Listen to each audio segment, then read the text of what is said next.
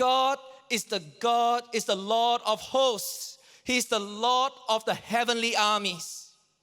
When you take refuge in Him, He will command His armies of angels to watch over you, to protect you, and to fight for you as a shield.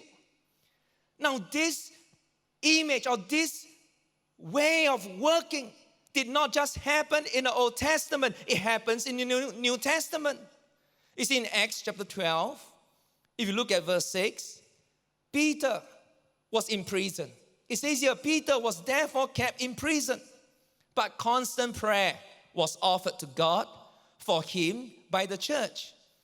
And when Herod was about to bring him out, that night Peter was sleeping. What was Peter doing? Sleeping, just like David. But when he was sleeping, notice it says, bound with 2 chains between 2 soldiers, and the guards before the door were keeping the prison. Peter was literally surrounded.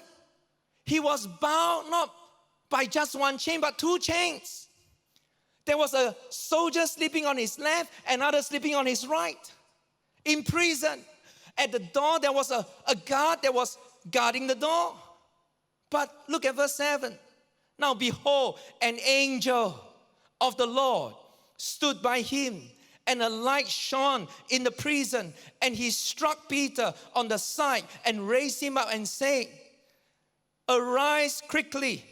And his chains fell off his hands. You know what, church? God is the same yesterday, today, and forever. He is still the Lord of the armies. No number of chains, no armies of soldiers could stop the Lord from delivering, because He is the Lord of hosts. He will command His angels to fight for us. That is why the psalmist will cry out in Psalm 91.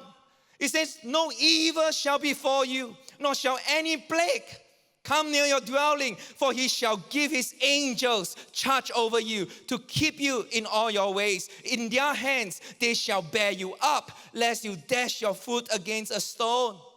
Church, I want to encourage you that when you entrust yourself under the refuge of the Most High, Jehovah, He is not just the one who is mighty to save.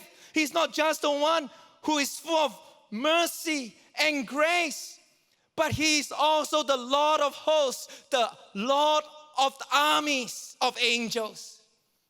Prayer is absolute trust in this God, who is our shield and our King, the Lord of the heavenly armies, who will protect us and fight for us. How should we pray? Number 4, you got to expect. Expect. Psalm chapter 3, verse 7. Look at verse 7 now. It says, arise, O Lord, save me, O my God, for you have struck all my enemies on the cheekbone. You have broken the teeth of the ungodly.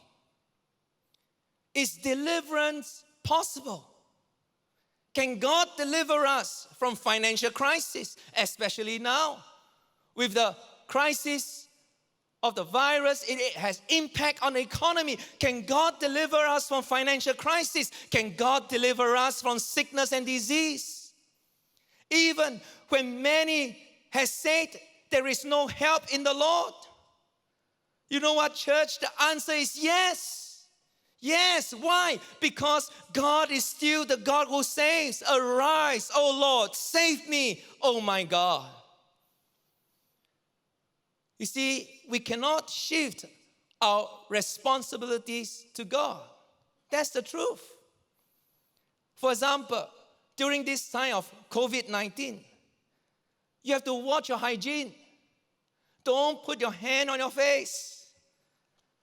Cover your mouth when you cough. Wash your hands. And when you wash your hands with soap. And then sing happy birthday twice. Happy birthday to you.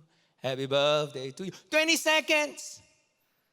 Watch your hygiene. That is our responsibilities. But then having done all, we also cannot shift God's responsibilities to us. We do our job, but there is His job that He will do. He is the Lord who protects and fights for us. This is His job. We can expect God to do what is consistent to His nature and character. When you pray, expect that God will do whatever is consistent to His nature. He is the shield, our protector, our deliverer. Arise, O Lord.